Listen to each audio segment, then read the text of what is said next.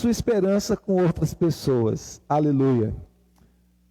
Todo mundo, todas as pessoas querem deixar um legado, querem deixar uma marca, né? Há até um ditado que diz, né, que você deve escrever um livro, plantar uma árvore e fazer um filho. Quem já viu essa expressão? Para deixar um legado, para deixar uma marca para a posteridade, né? Plantar uma árvore, escrever um livro e fazer um filho. Mas existe algo ainda mais grandioso do que essas três coisas, não é? E o que é isso? Nós deixamos realmente uma marca, nós deixamos um legado para a eternidade, um impacto eterno, quando nós trazemos uma pessoa para Jesus, quando nós trazemos uma pessoa para fazer parte da família de Deus, da família espiritual. Então, quando nós trazemos uma pessoa para Jesus, nós estamos deixando um legado que impacta muito mais para a eternidade do que qualquer outra coisa que nós possamos fazer aqui nessa terra. O que a Bíblia nos ensina? A Bíblia nos diz que se você é cristão, você é um embaixador de Cristo Jesus. Se você é cristão, você já é um embaixador em Cristo Jesus. 2 Coríntios capítulo 5, verso 20, a Bíblia diz assim: portanto, somos embaixadores de Cristo, como se Deus estivesse fazendo o seu apelo por nosso intermédio. Por meio de Cristo, suplicamos, reconcilie-se com Deus. Olha que tremendo isso. Somos embaixadores de Cristo, como se Deus estivesse fazendo o seu apelo por meio de nosso intermédio. Por meio de Cristo, suplicamos, reconcilie-se com Deus. Sabe o que significa? Deus nos chamou para sermos seus embaixadores. Deus quer que nós sejamos seus embaixadores. E o que o embaixador faz? O embaixador representa o seu governo de origem. Ele representa a sua nação, a sua pátria, a uma outra nação, para um outro povo, ok? Então, ser embaixador de Cristo significa que nós estamos representando o seu reino, nós estamos representando o nosso Senhor Jesus Cristo, e nós estamos representando o seu reino. Então, nós somos embaixadores de Cristo. Paulo diz que Deus está apelando às pessoas por meio de nós. E qual é o apelo de Deus?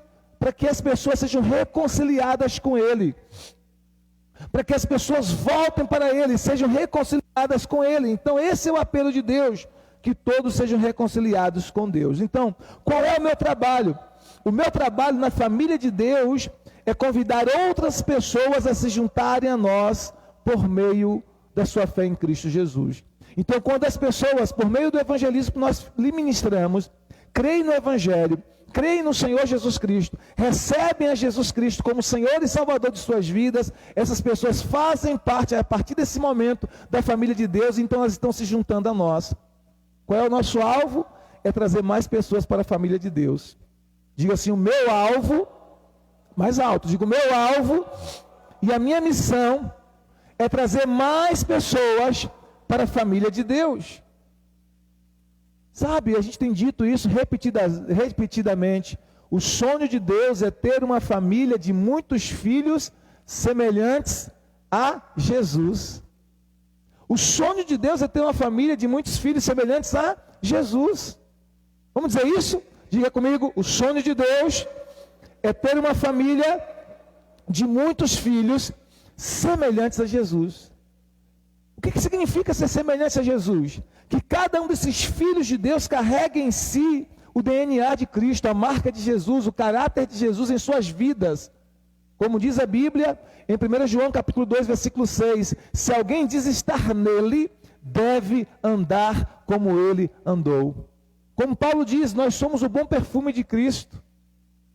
Nós estamos exalando essa fragrância de Cristo.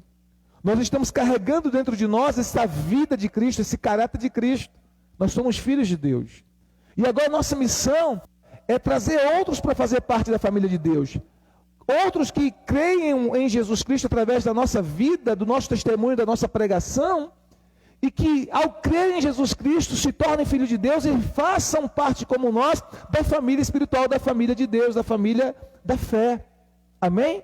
Então nossa missão é essa, é trazer o máximo de pessoas que nós pudermos para a família de Deus. Então nós precisamos lembrar de algumas coisas. Existem algumas coisas a considerar nessa nossa missão de trazer pessoas para Cristo, de trazer pessoas para a família de Deus, de falar da esperança que nós temos em Cristo Jesus, de compartilhar a nossa esperança em Cristo Jesus para outras pessoas. O que a gente precisa considerar? Primeira coisa, todas as pessoas que nós conhecemos têm anseios semelhantes aos nossos. Vamos ver comigo? Todas as pessoas que eu conheço, mais alto, gente. Todas as pessoas que eu conheço têm anseios semelhantes aos meus. Porque, olha o que a Bíblia diz, Eclesiastes 3, verso 11. A Bíblia diz que Deus pôs no coração do homem, termo genérico aqui, simbolizando todo o ser humano. Deus pôs no coração do homem o anseio pela eternidade. Amém?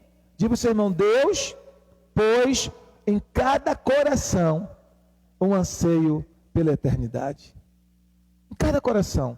No seu coração, no meu coração, no coração da pessoa que está lá fora, que ainda não sabe que tem esse anseio, mas ela tem.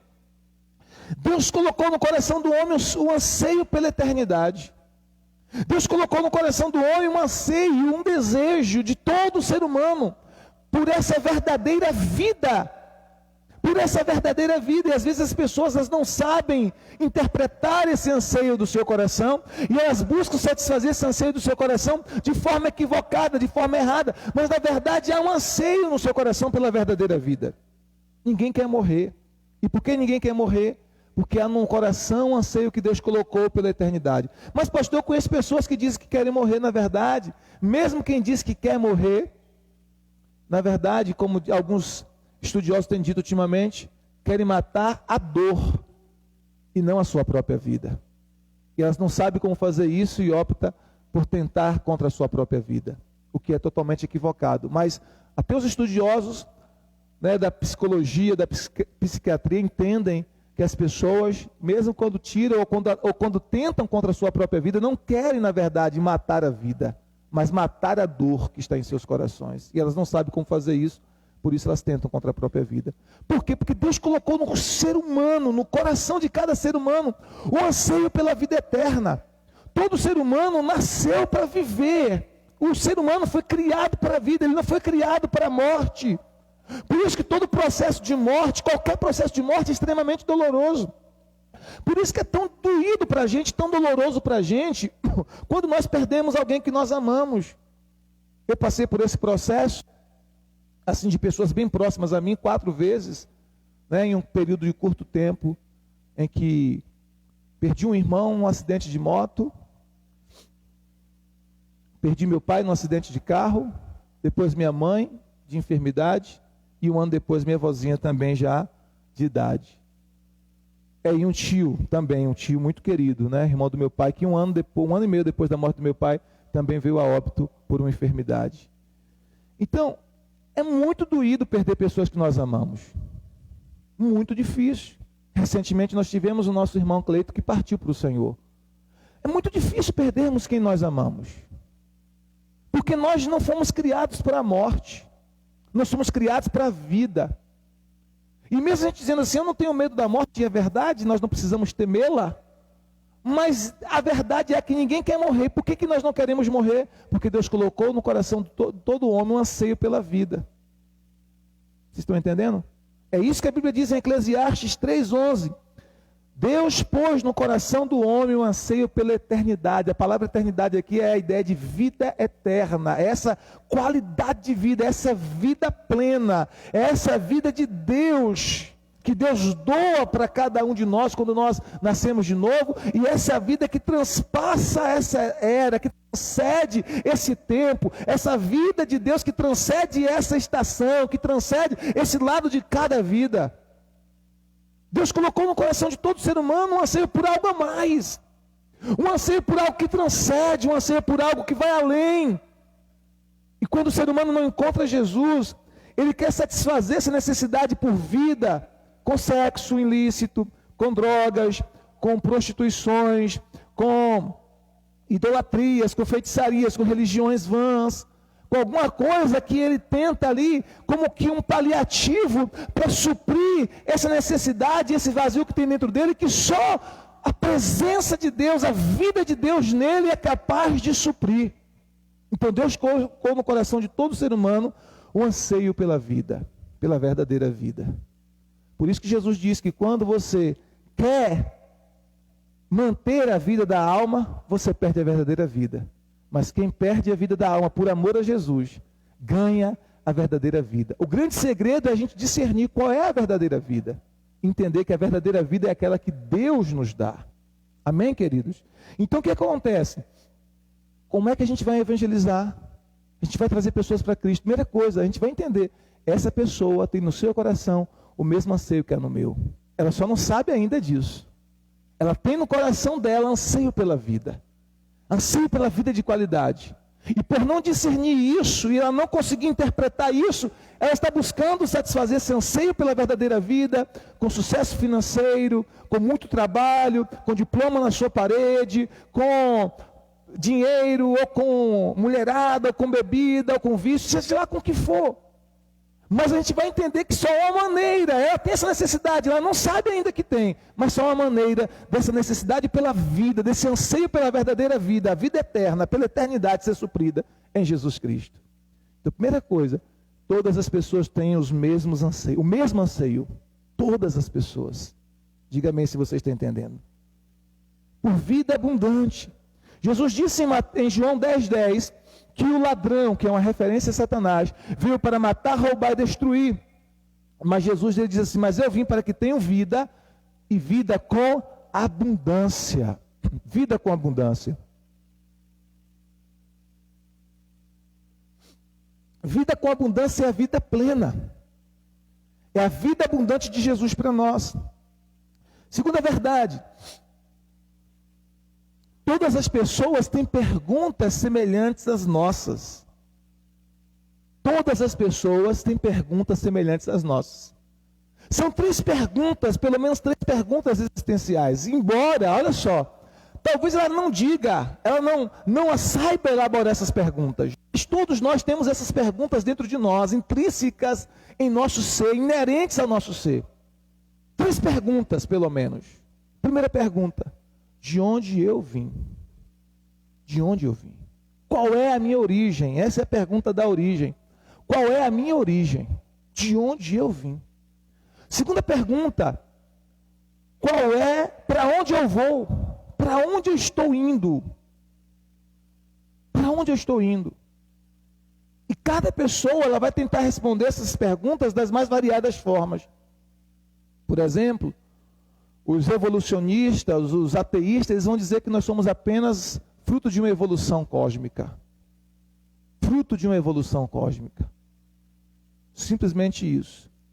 Nós viemos, segundo os evolucionistas, a teoria da evolução, ou boa parte de alguns cientistas, nós viemos de uma pequena molécula que se transformou em uma célula, e que depois transformou em órgãos, em seres vivos maiores, até chegar nos primatas, e depois nós evoluímos, segundo eles, diretamente dos primatas.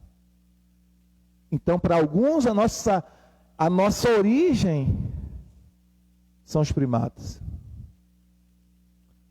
E o nosso destino, para alguns, é apenas a sepultura. E que alguns dizem o seguinte, morreu, acabou. Não é assim? Então, as pessoas têm essas perguntas, de onde eu vim? A ciência tem uma forma de explicar a nossa origem, a filosofia tem uma forma de explicar a nossa origem, a biologia tem outra forma de explicar a nossa origem, mas Deus diz claramente de onde nós viemos. Temos a pergunta, para onde eu estou indo? Para onde eu estou indo depois daqui, depois dessa vida, depois que isso aqui acabar, eu vou para onde? É uma pergunta que há um anseio no coração de todo ser humano em saber. E a terceira pergunta, e tão importante quanto as duas primeiras, é: por que que eu estou aqui nessa terra? Para onde eu vou? Por que que eu estou aqui? Qual é a minha origem? De onde eu vim? Para onde eu estou indo? E por que que eu estou aqui nessa terra? Então nós temos então a pergunta que define a origem, a pergunta que define o nosso destino e a pergunta que define o nosso propósito. Por que que eu estou aqui? Por que eu estou aqui? A minha vida tem sentido? E aí, para a teoria da evolução, para os evolucionistas, a vida não tem sentido. São apenas acontecimentos. A vida não tem um porquê para alguns. É apenas uma sucessão de acontecimentos aleatórios. Só que a Bíblia vai nos dizer e nos responder de forma bem clara cada uma dessas perguntas. Primeira pergunta, qual é a minha origem?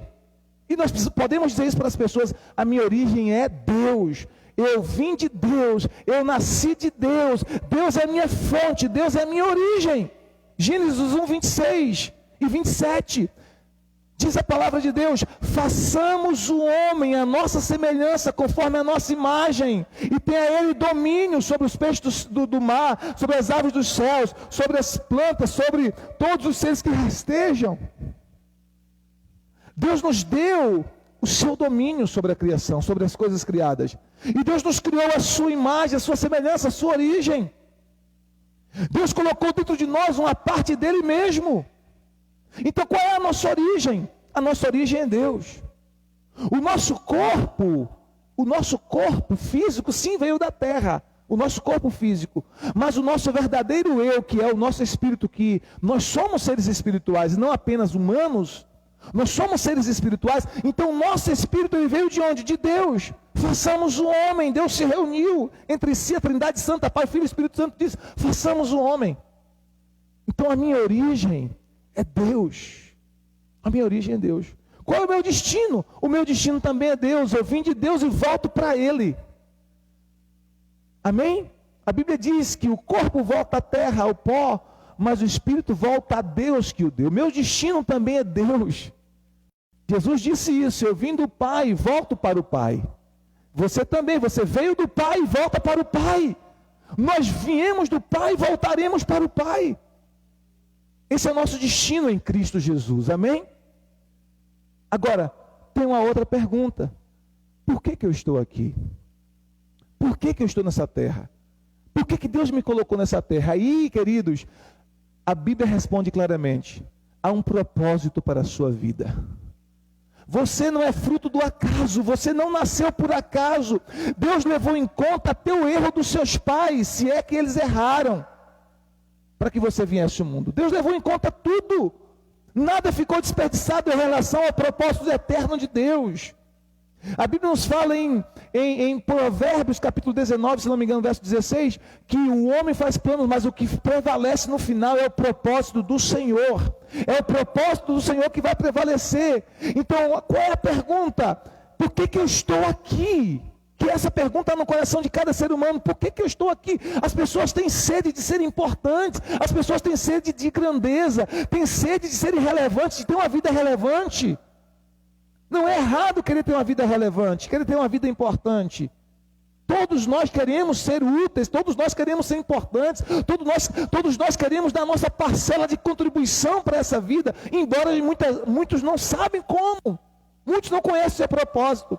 Mas a Bíblia diz que Deus nos colocou aqui primeiro para amá-lo e ser amado por Ele. Esse é o propósito da adoração. Deus nos colocou aqui para termos comunhão com Ele. Deus nos colocou aqui para termos comunhão uns com os outros e fazer parte de uma grande família espiritual, de muitos filhos semelhantes a Jesus, como nós temos dito, de fazer parte dessa família, o propósito da comunhão. Deus nos colocou aqui nessa terra para compartilhar o seu amor com outras pessoas. Deus nos colocou aqui nessa terra para levar outros a conhecer o seu amor. Esse é o propósito de nossas vidas. Deus nos colocou aqui para instruir outros, para discipular outros. Esse é o propósito de nossas vidas. Deus nos colocou aqui para servir, para contribuir com os nossos dons, com os nossos talentos, com nossas habilidades, com tudo que nós temos. Então olha só, cada uma dessas perguntas que as pessoas têm nos seus corações e que a filosofia tenta responder, que a psicologia tenta responder, que as religiões tentam responder: de onde eu vim, para onde eu vou, o que é que eu estou fazendo com a minha vida aqui na terra, qual é a minha contribuição, por que eu estou aqui na terra? Cada uma dessas perguntas tem respostas em Deus, tem resposta em Jesus, tem resposta em sua palavra. Eu vim de Deus, minha origem é Ele, eu volto para Deus, meu destino é Ele, e eu estou aqui para contribuir com a minha vida. Eu estou aqui para amar a Deus, para ser amado por Ele. Eu estou aqui para adorar a Deus. Eu estou aqui para compartilhar o amor de Deus com outras pessoas. Eu estou aqui para cumprir a minha missão. Eu estou aqui nessa terra para ajudar outros a conhecer Jesus. Eu estou aqui para servir outras pessoas com os meus dons, com os meus talentos, com as minhas habilidades, para servir. Então nós sabemos pela palavra de Deus qual é a nossa origem, qual é o nosso destino e qual é o nosso propósito. Levante suas mãos ao Senhor e diga assim: pela palavra de Deus, eu sei qual é a minha origem, qual é o meu destino e qual é o meu propósito. Mais uma vez, pela palavra de Deus, eu sei qual é a minha origem, qual é o meu propósito, qual é o meu destino e qual é o meu propósito. Vocês estão entendendo, gente? Essa certeza que você tem, muitas pessoas não têm. Todos têm as mesmas perguntas. Eu estou falando as perguntas essenciais da vida, entende o que eu quero dizer? Todos têm as mesmas perguntas essenciais. Você tem a resposta para cada uma delas. E quando você fala dessas respostas para as pessoas, e ajuda essas pessoas a encontrar essas respostas em Cristo e na sua palavra, você ajuda essas pessoas a se chegarem a Deus e fazerem parte da família da fé. Diga aleluia, diga glória a Deus.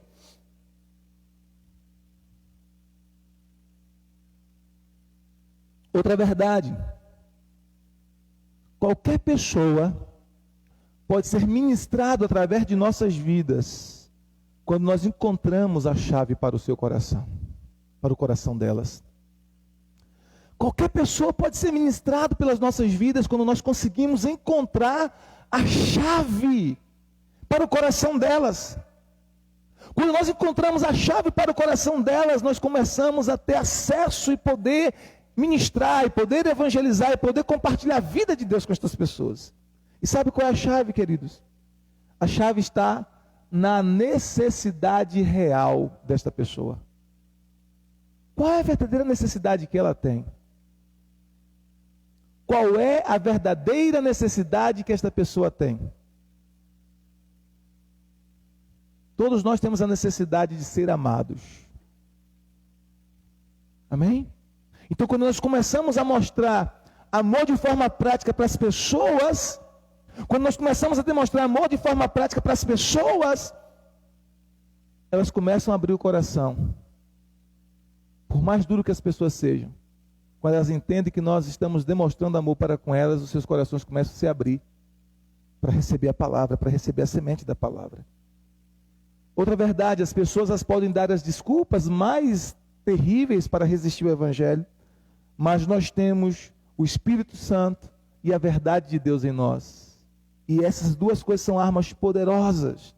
A Bíblia nos fala, eu queria que você abrisse sua Bíblia rapidamente nesse texto, de 2 Timóteo capítulo 1, versículo 7. 2 Timóteo 1, 7 e 8. 2 Timóteo capítulo 1, versículo 7 e 8. Aleluia. Olha que tremendo.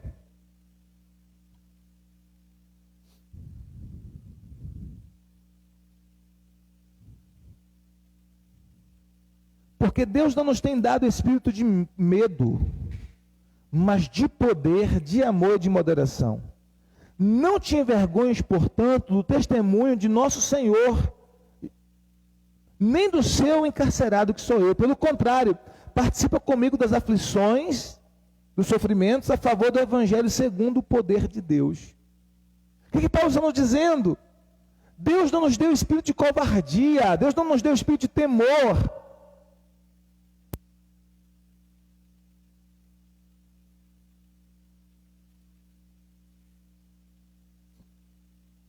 Então, olha só, queridos, Deus não nos deu espírito de temor, mas nos deu espírito de quê? De poder, de moderação e de amor. Aí ele diz para Timóteo: não te envergonhes, portanto, do testemunho do nosso Senhor Jesus Cristo. Ainda que as pessoas dêem desculpa, você tem o Espírito Santo. Você tem um espírito de poder sobre você. Amém? E aí você não precisa se envergonhar do testemunho de Jesus. E é interessante porque Paulo chega a dizer em Romanos capítulo 1, versículo 16, dizendo assim: Eu não me envergonho do Evangelho, porque o Evangelho é o poder de Deus para a salvação de todo aquele que crê. Eu não me envergonho do Evangelho. Então, quando você testemunha do Evangelho de Jesus Cristo, algo vai acontecer, as pessoas serão tocadas pela presença de Deus, pela glória de Deus, algo vai acontecer. Amém? Então, ainda que as pessoas deem desculpa, você tem o Espírito Santo para lhe dar coragem, para lhe dar poder, para lhe dar sabedoria. Jesus disse assim em Lucas 21:15: eu lhes darei palavras e sabedoria, a que nenhum dos seus adversários será capaz de resistir ou contradizer. Eu lhes darei palavras e sabedoria, a que nenhum de seus adversários será capaz de resistir ou contradizer. Em que contexto Jesus disse isso? Jesus disse isso para os seus discípulos, dizendo assim: olha, por amor a mim vocês serão presos. Por amor a mim vocês serão levados à presença de reis e de governantes. Por amor a mim vocês serão levados à presença de autoridades. Mas nesse momento não fique com medo. Nem fique preocupado com o que dizer, porque não sois vós que direis, mas o Espírito Santo que habita em vós, que falará por vós. E aí em Lucas 21:15, dentro desse texto paralelo, ele diz assim: e eu lhes darei sabedoria, palavras e sabedoria. Eu lhes darei palavras e sabedoria. Então, quando você estiver testemunhando até mesmo diante de inimigos, de adversários, eu lhes darei palavras e sabedoria que eles não conseguirão resistir. E quando você vai ler o capítulo 7 de Atos dos Apóstolos, você vai ver que Estevão estava pregando numa sabedoria tão tremenda que a Bíblia diz que os seus opositores não conseguiam resistir à sabedoria e ao espírito pelo qual Estevão proclamava o Evangelho, pelo qual Estevão falava da palavra. Capítulo 7 de Atos. Mas para completar, você pode ler o capítulo 6 e o capítulo 7, que você vai entender o que eu quero dizer certinho. Capítulo 6 e 7 de Atos. Ele testemunhava diante dos seus opositores, estava para ser apedrejado por crer no Evangelho, por pregar Jesus, mas a Bíblia diz que os adversários dele não conseguiam resistir à palavra da boca dele, não conseguiam resistir à sabedoria que Deus lhe havia dado. Se cumpriu literalmente, Jesus está dizendo aqui, olha, Lucas 21:15, eu lhes darei palavras e sabedoria, a que nenhum dos seus opositores, adversários, será capaz de resistir ou contradizer. Então você tem o Espírito Santo. Você tem a sabedoria do Senhor em você. Diga assim: eu tenho o Espírito Santo em mim. Então é o Espírito Santo que vai lhe dar sabedoria para você falar de Jesus, para você testemunhar para um familiar seu, para um amigo seu, para alguém da sua família, para um colega de trabalho, para alguém próximo a você que você quer ganhar para Jesus. Deus vai lhe dar sabedoria, Deus vai lhe dar o Espírito Santo para você falar o que deve ser falado. Amém, queridos? Então você não precisa ficar com medo. Ah, mas eu não sei o que dizer. Não se preocupe, deixa Deus falar. Deus usa pessoas comuns como eu e você. Deus usa pessoas comuns e normais como eu e você. A Bíblia diz que Elias era um homem sujeito às mesmas paixões que nós, irmãos. Tiago capítulo 5, verso 16. Elias era um homem sujeito às mesmas paixões que nós, mas orou, e durante 3 anos e 6 meses não choveu, orou de novo e veio chuva. E quando a gente vai ler a Bíblia, o que Elias fez para restaurar a glória de Deus em Israel, para restaurar o trono de Deus em Israel, foi algo sobrenatural. Mas a Bíblia diz que era um homem cheio de paixões, com as mesmas paixões que nós, os mesmos sentimentos, ou seja, era um humano tanto quanto nós. É tão humano quanto nós. Então Deus usa pessoas imperfeitas, como eu e você.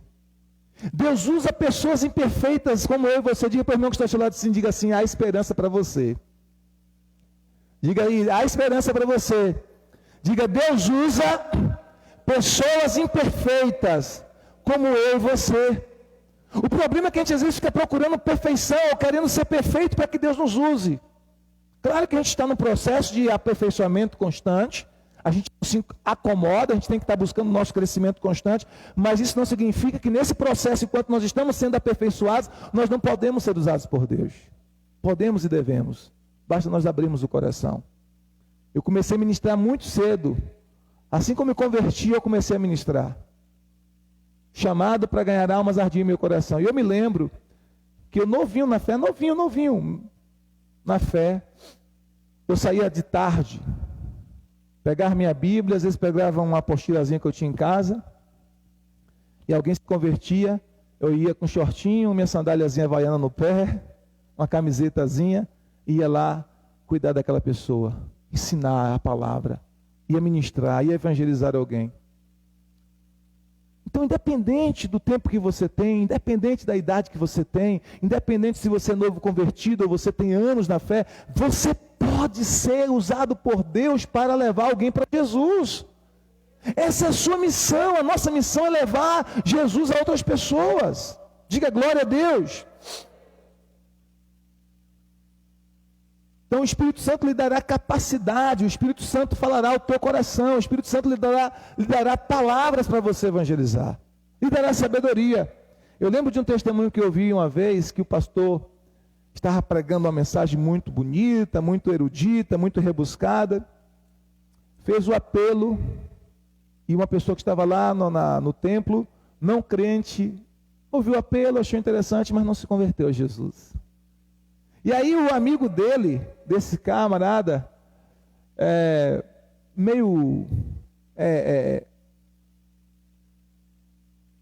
como é que eu posso dizer? Meio duro nas palavras, né? Meio sisudo nas palavras. Olhou para ele depois do culto e disse assim para ele com toda a grosseria: você vai para o inferno se você não se converter. Ele disse: é mesmo? Ele disse: é. Se você não se converter, você vai para o inferno. E aquele camarada tinha um jeito assim meio grosseiro de falar, né? E o cara ficou refletindo naquilo e falou: tu está falando a verdade? Eu estou falando a verdade, rapaz. Rapaz, então eu tenho que me converter mesmo. Ele: tem.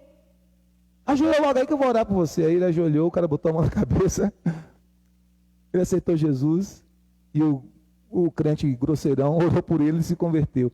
Então não se converteu através do pastor pregando a mensagem toda bonitinha, ponto por ponto, mas se converteu através daquele irmão simples, falando a carparra tão dura e tão ríspida. Por quê, queridos? Porque quem usa é o Espírito Santo.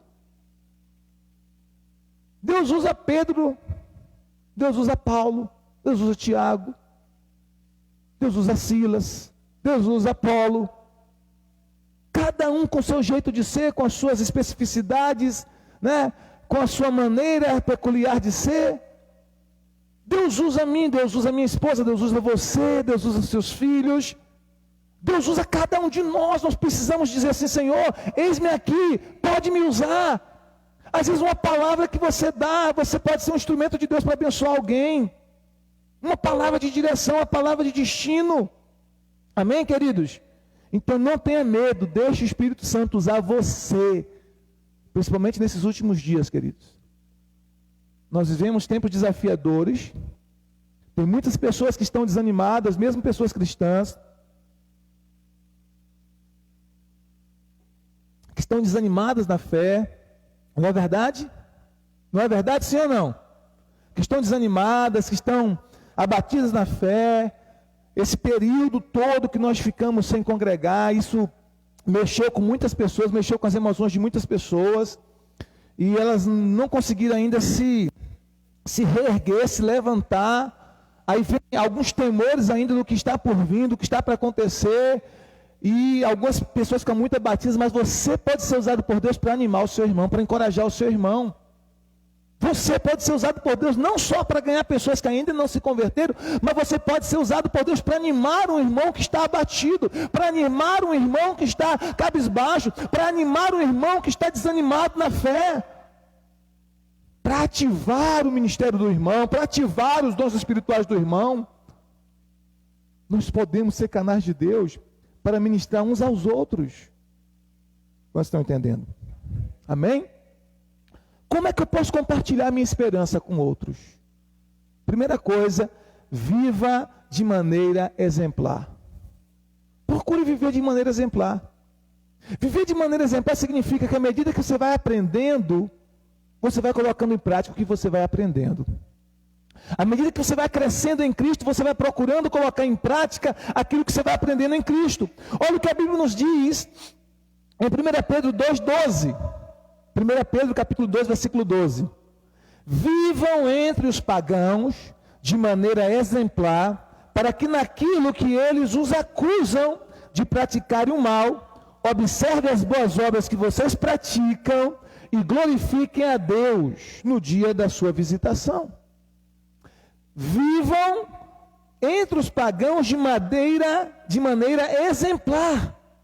Ou seja, dando um bom testemunho. Como é que eu vou testemunhar? Como é que eu vou compartilhar a minha fé? Como é que eu vou compartilhar a minha esperança? Primeira coisa, eu preciso buscar viver de maneira exemplar. Dando um bom testemunho. Não estou falando de sermos perfeitos. E é claro que o ímpio sempre vai encontrar defeito no crente. Não é verdade? Ele está sempre buscando defeitos. E usa esses defeitos dos cristãos para dizer que por conta disso que eles não estão seguindo a Cristo. Mas a gente vai procurar viver da maneira que a Bíblia diz que a gente deve viver. Não é que nós sejamos perfeitos, mas a gente vai procurar imitar a Cristo, nossa conduta. Se a gente errar, a gente clama para o Senhor, busca o socorro no Senhor. Mas a gente vai buscar viver de modo exemplar, dando um bom testemunho onde nós estivermos. No nosso trabalho, na nossa casa, na nossa família, na nossa faculdade, nos nossos relacionamentos, dando um bom testemunho. Porque quando nós vivemos de modo exemplar, o nosso testemunho é uma ferramenta poderosa, queridos, para a salvação de pessoas. João.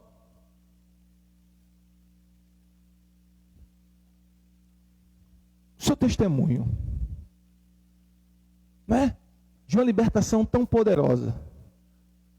As pessoas que te conheciam antes e elas te veem hoje, isso é um testemunho poderoso do que Deus fez na sua vida, da libertação que Deus fez na sua vida. Eu estou falando um exemplo apenas. Mas todos nós aqui temos testemunhos. Não é verdade? Todos nós. O irmão João, testemunho de libertação. Hoje ele se embriaga de quê? Do Espírito. Neste instante está embriagado ali do Espírito. Não é verdade? Por quê? Porque Jesus entrou. O Espírito Santo fez a obra. É um testemunho. Então aquilo que Deus está fazendo na sua vida, aquilo que Deus está construindo na sua vida, é um testemunho para outras pessoas. E as pessoas começam a olhar para você e dizer assim, rapaz, essa pessoa mudou. Depois que essa pessoa, alguns até dizem assim, passou para a lei de crente. Muitos não falam assim, aceitou Jesus, né? Teve um encontro com Jesus, elas dizem assim, depois que fulano de tal passou para a lei de crente. Quem já viu essa expressão? A vida mudou.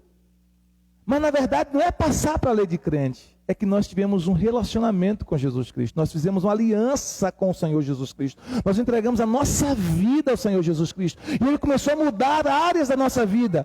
Não somos perfeitos, claro que não, mas nós começamos a experimentar mudanças em áreas da nossa vida. E essas mudanças precisam continuar acontecendo. Aquele que bebia não vai beber mais, aquele que mentia não vai mentir mais, aquele que adulterava não vai adulterar mais, aquele que era viciado em pornografia vai deixar o vício em pornografia, aquele que era viciado em passar a mão no que é dos outros vai deixar e vai ser honesto. Ou seja, a vida da pessoa que abre o coração para Jesus, e aí eu não falo somente de frequentar a igreja, mas abrir o coração para Jesus, começa a ser mudada, começa a ser transformada, e essa transformação é um testemunho para aqueles que estão lá fora. E sabe quem primeiro começa a ver o seu testemunho? As pessoas da sua casa, as pessoas da sua família, as pessoas próximas a você. É claro que no primeiro momento essas pessoas elas vão criticar você, elas vão zombar de você, mas não se preocupe não, elas estão te observando, elas estão de olho, elas não querem admitir ainda a mudança que você está experimentando, elas não querem ainda admitir, mas observe. Se você erra um pouquinho sequer, ela já cobra. Tu não disse que é crente, por que você está fazendo isso? Por que elas estão cobrando agora e não cobravam antes? Porque elas estão vendo a tua mudança, mas elas não querem admitir. Vocês estão entendendo, sim ou não? Elas estão vendo, elas estão observando que você está mudando, mas elas não querem dar o braço a torcer, elas não querem admitir isso. Por isso que quando você vacila em alguma coisa e elas veem isso, elas cobram de imediato. Por que elas cobram? Porque elas dizem assim, dentro delas elas dizem assim, olha, eu posso até errar, mas você não pode errar não, porque você é meu modelo. Eu estou olhando para você. Eu não estou admitindo isso, mas eu estou de olho em você, porque eu quero ser igual, eu quero imitar. Então, se você errar, eu perco a esperança. Elas não falam isso com as palavras, mas dizem isso com as suas atitudes. Quantos estão entendendo o que eu quero dizer? Então, seu testemunho, queridos, vai trazer pessoas para Jesus. Diga aleluia! Todos nós temos aqui um testemunho. Todos nós. De uma libertação, de uma cura, de um perdão que a gente recebeu, que a gente ministrou a alguém, de algo que Deus mudou no nosso coração. Ah, pastor, eu era uma pessoa tão rancorosa, eu era uma pessoa tão brava, eu era tão nervoso, eu era tão ansioso, eu era tão impaciente, eu bebia tanto, eu fazia isso e aquilo. Mas Jesus mudou a minha vida, está mudando a minha vida. Não é verdade? E esses testemunhos de transformações, desde as transformações que nós julgamos grandes transformações, até as transformações menores, as pequenas transformações, as pessoas vão observando, vão vendo. Não é que nós sejamos perfeitos, mas Deus vai lapidando a nossa vida, transformando a nossa vida. E essas transformações começam a se transformar em um testemunho para outras pessoas. Então, como é que eu posso compartilhar minha fé, minha esperança em Cristo, vivendo de modo exemplar? Outra coisa importante, aprenda para se preparar. Aprenda para se preparar. Olha o que a Bíblia diz, 1 Pedro, capítulo 3, versículo 15. Estejam sempre preparados para responder a qualquer que lhes pedir razão da esperança que há em vocês. 1 Pedro 3,15. Estejam sempre preparados para responder a qualquer que lhes pedir a razão da esperança que há em vocês. Então o que a Bíblia está nos ensinando através do apóstolo Pedro? Que você deve estar preparado para quando a pessoa pedir a razão da sua esperança, a razão da sua fé, porque você crê como crê, porque você crê em Jesus Cristo, você tem que estar preparado para responder. E aí você precisa aprender. Você precisa estar disposto a aprender. Como a gente faz isso? Existem maneiras práticas de fazer isso, de aprender, de crescer. Primeira coisa, leia as Sagradas Escrituras todo santo dia. Every single day, todo santo dia. Leia as Sagradas Escrituras todo santo dia. Todo santo dia. Leia as Sagradas Escrituras. Medite nas Sagradas Escrituras. Aprenda através do seu relacionamento. Memorize versículos bíblicos. Memorize versículos. Nós tínhamos o hábito, há 20 e poucos anos atrás, eu digo nós como igreja, 20 e poucos anos, 25 anos quando me converti. Um hábito muito bom, que era o hábito de memorizar versículos. Até na igreja fazíamos gincanas entre os jovens, e o jovem que sabia mais versículos ganhava prêmios. Qual a intenção? Que nós tivéssemos muito do conteúdo bíblico dentro de nós. Porque nem sempre quando você vai evangelizar, você tem uma Bíblia na mão com você. Mas se você tem a palavra de Deus memorizada, você pode dizer pelo menos João 3,16. Olha, meu irmão, meu querido, minha querida, Deus ama você. A Bíblia diz lá em João 3,16, que Deus amou o mundo de tal maneira que deu seu Filho unigênito, para que todo aquele que nele crê não pereça, mas tenha vida eterna. Deus ama você. Se você tiver a palavra memorizada, quando houver necessidade, a palavra vai fluir de forma natural na sua boca. Então é importante memorizar as Sagradas Escrituras. Então quando você estiver lendo a palavra, aquele texto, aquele versículo que saltou ao teu coração, ou quando você estiver ouvindo a narração da palavra, aquele texto que chamou a tua atenção, se você estiver ouvindo, volte o áudio e ouça de novo, de novo, de novo. Se você estiver lendo aquele versículo que chamou a sua atenção, leia de novo, de novo, de novo, anote, escreva, anote num pedacinho de papel, coloque na geladeira, coloque no seu bolso. Quando você vai andar, tira do bolso, leia de novo, até você memorizar as Sagradas Escrituras. Ah, pastor, minha mente, eu não consigo fazer isso não, a minha mente não é boa, eu não consigo memorizar. Consegue, irmãos, todos nós conseguimos memorizar alguma coisa que nós julgamos interessante e importante para nós. Se você for perguntar aos meninos que gostam de futebol, eles sabem praticamente tudo de futebol. Sabe o número de cada jogador. Sabe de qual? Eu não sei nada. Eu não sei porque eu não tenho interesse em futebol, não é uma coisa que eu gosto muito, mas ele sabe. Sabe que dia o time vai jogar, sabe quando foi campeão, quando não foi, que ano perdeu, que ano ganhou.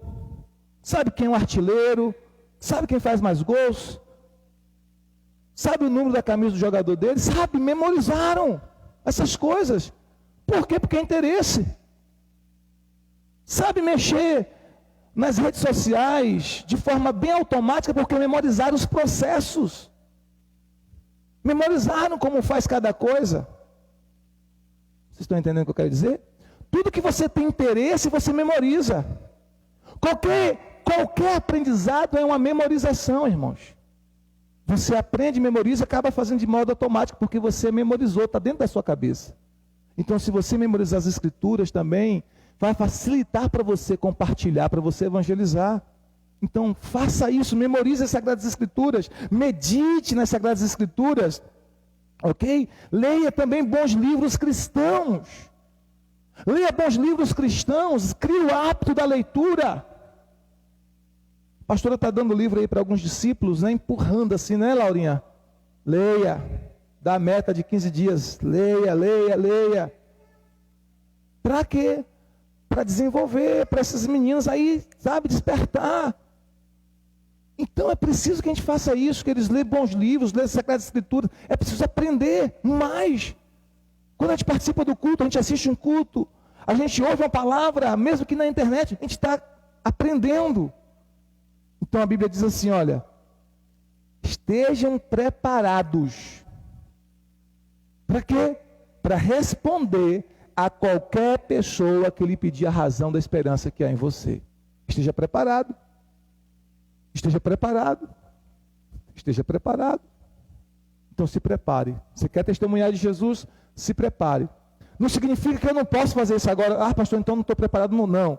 Você pode fazer na sua medida. Mas à medida que você se prepara, o seu alcance aumenta. Amém, gente? Se prepare também em Deus, se prepare no seu devocional, se prepare em oração, mas se prepare. Outra coisa importante, se você quer testemunhar, aprenda a ouvir antes de falar. Ouça a necessidade das pessoas.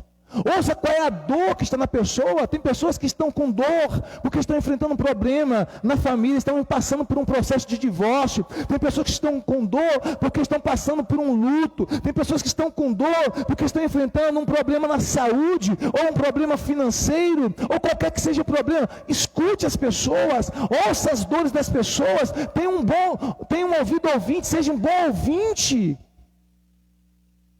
E aí quando você escuta as pessoas, quando você identifica a dor delas, quando você identifica onde ela está sofrendo, onde ela está sentindo a dor, você pode ministrar especificamente de acordo com a necessidade que aquela pessoa tem. Então a gente às vezes quer apenas empurrar o evangelho na garganta das pessoas, mas a gente não quer ter paciência para ouvir. Ouça, Jesus era um bom ouvinte.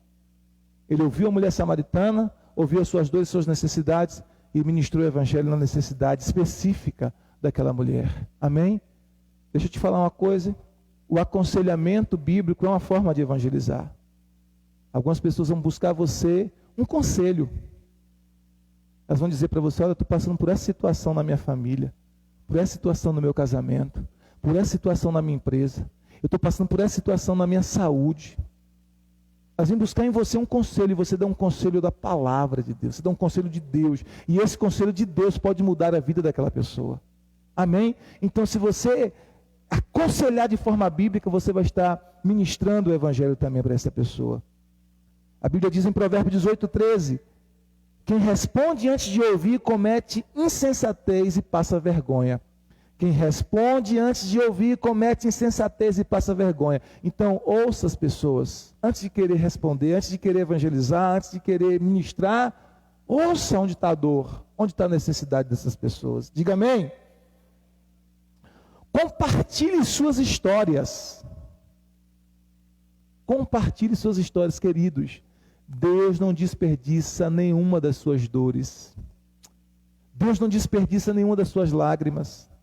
Deus não desperdiça nenhum dos seus sofrimentos. Às vezes você passa por situações e diz, meu Deus, por que isso? Saiba que Deus vai usar essa dor para abençoar a vida de outra pessoa. Eu lembro que Rose disse assim para mim, pastor, eu lembrei do Senhor, nesse momento de dor, de luto. E tantas vezes contei na igreja meu testemunho de como, pela graça de Deus, superei os 4 lutos, os 5 lutos que enfrentei de pessoas próximas da minha família em um período curto de tempo. E aí ela disse, eu lembrei do Senhor quando eu passei pelo meu luto. Quando meu Cleito partiu para o Senhor, eu lembrei do seu testemunho. Então, meu testemunho, de alguma forma, a minha dor foi usada por Deus para, de alguma maneira, estar sendo instrumento de Deus para ajudá-la, fortalecê-la nesse processo que ela está enfrentando agora. Então, as suas histórias são importantes. Amém? As experiências que você passou são importantes. Então, conte as suas histórias. Aquilo que você viveu de verdade, como você superou em Cristo. Conte essas histórias para as pessoas. Conte as suas experiências que você teve com Deus para as pessoas. Ah, mas é tão pequeno, não importa. A sua experiência pode ajudar alguém, a sua experiência pode abençoar alguém. A experiência que você teve com Deus pode ser um instrumento de Deus para abençoar a vida de alguém. João capítulo 9, a Bíblia diz do cego de nascença. Quem lembra? Cego de nascença que Jesus curou. E aí, quando ele está sendo interrogado pelos fariseus, os fariseus disseram assim, olha, esse homem é pecador, falando sobre Jesus. Ele não pode ter curado você, ele é pecador. Aí, em João 9, 25, o cego diz assim, se ele é pecador, eu não sei. Mas uma coisa eu sei. Eu era cego e agora vejo. Uma coisa eu sei. Eu era cego e agora vejo. Então você pode dizer para as pessoas, uma coisa eu sei. E você vai contar a sua experiência. O que você experimentou de Deus. O toque de Deus na sua vida, na área específica da sua vida. Jesus me curou, Jesus me transformou, Jesus me deu paz. Jesus me deu esperança, Jesus me deu alegria. Apesar de todas as lutas, Ele me deu alegria, esperança de dias melhores. Eu tenho esperança de um futuro glorioso com Ele. Amém, queridos? Então, olha só, a sua experiência, a sua história é importante. Deus não desperdiça nenhuma das suas dores, Deus não desperdiça nenhuma das suas lágrimas, Deus não desperdiça nenhum dos seus sofrimentos. Toda a sua história, todas as suas experiências são úteis para Deus. São úteis para Deus. Então deixa Deus usar essas experiências para edificar a vida de outras pessoas. Nenhum de nós que estamos aqui temos uma vida perfeita. Nenhum de nós temos um passado perfeito. Nem eu, nem você. O nosso passado é marcado por lutas, lágrimas, dores, sofrimentos, abusos, violências, humilhações. Cada um de nós tem a sua história. São histórias diferentes. Mas cada um de nós tem histórias. Uns sofreram mais do que outros. Mas todo mundo tem histórias. De lutas, de superações, de sofrimentos. Deus quer usar a sua história para abençoar a vida de alguém. Amém? Então compartilhe a sua história em Cristo, o que Deus está fazendo com você. E por último, traga essas pessoas para adorar a Deus com você. Aquele que você está querendo ganhar para Jesus, traga essa pessoa para adorar a Deus com você. Seja no culto de celebração, na quarta, no domingo, ou na célula. Traga essa pessoa para adorar a Deus com você.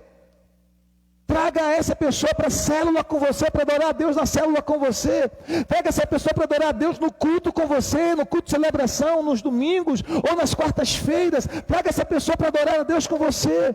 Por quê? Porque a adoração a Deus, queridos, é um testemunho poderoso para que as pessoas se convertam a Cristo.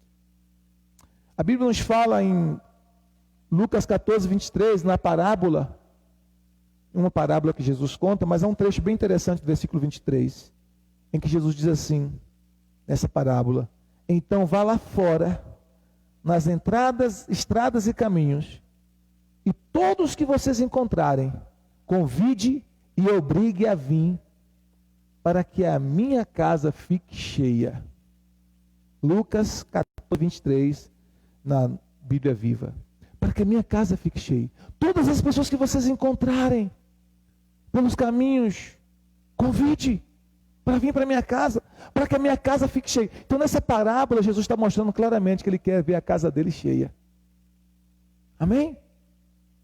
E aí, queridos, Salmo 40, versículo 3 diz assim: pôs um novo cântico na minha boca, um hino de louvor ao nosso Deus. Aí diz assim: muitos verão isso e temerão e confiarão no Senhor. Verão o quê?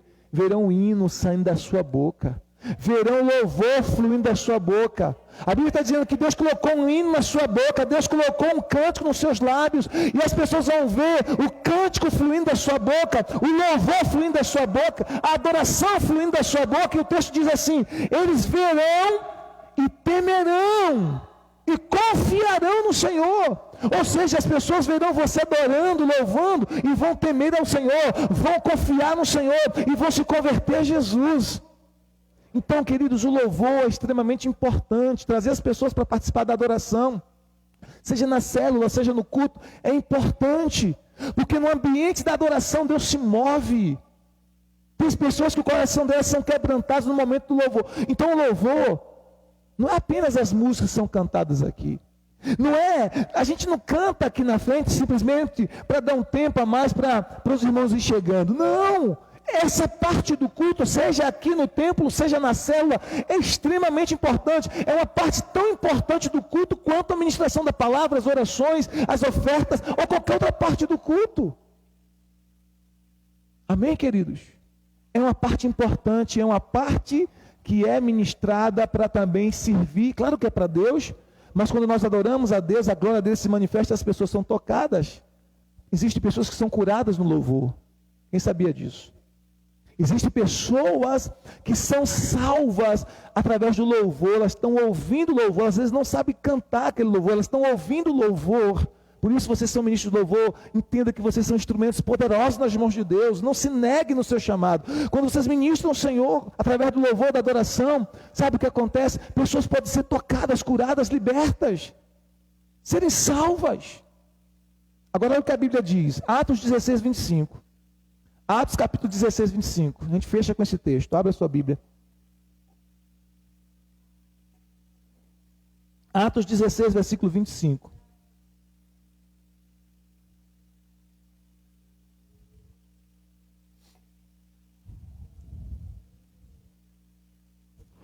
Diz a palavra assim. Atos 16, 25. Por volta da meia-noite, Paulo e Silas estavam orando e cantando hinos a Deus. E os outros presos faziam o quê? Os ouviam, os escutavam. Então, enquanto Paulo e Silas ministravam a Deus, seus louvores, suas orações, a Bíblia diz que os outros presos escutavam.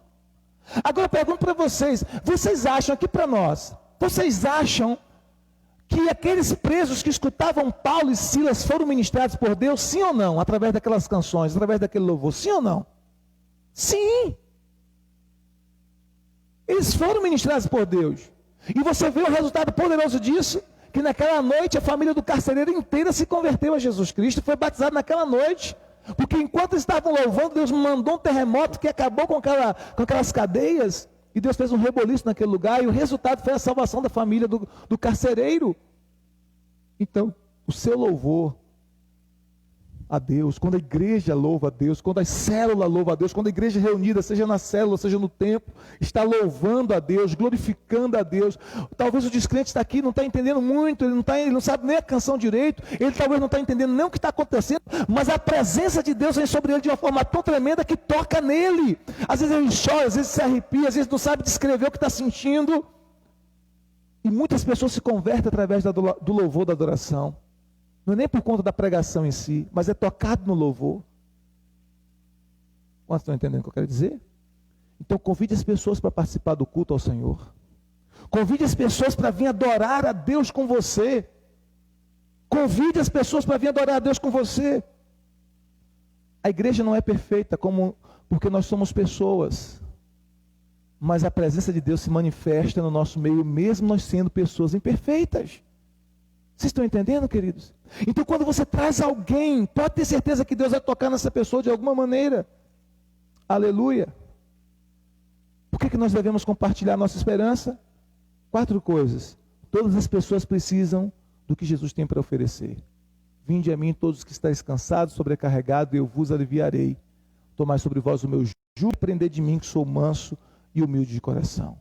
E encontrareis descanso para as vossas almas, porque o meu jugo é suave e o meu fardo é leve. Todas as pessoas precisam de Jesus. Por que eu preciso fazer isso? Porque Jesus mandou fazer uma ordem de Jesus Cristo.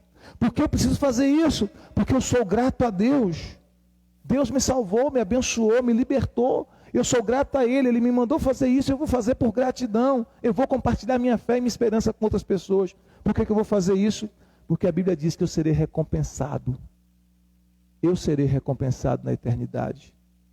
E também serei recompensado aqui na terra. Provérbios 11:30 diz: a árvore, fruto do justo é árvore de vida, e quem ganha almas, sábio é. Provérbios capítulo 11, versículo 30. Então, queridos, eu preciso compartilhar minha esperança com as pessoas. Eu preciso compartilhar minha fé com as pessoas. Eu não sou, você não é um agente secreto de Jesus. Manifeste a sua fé, não tenha vergonha. Ah, pastor, mas eu não estou preparado ainda. Não, não tenha vergonha. Você está no processo. A Bíblia diz: aquele que começou a boa obra, pode ficar de pé.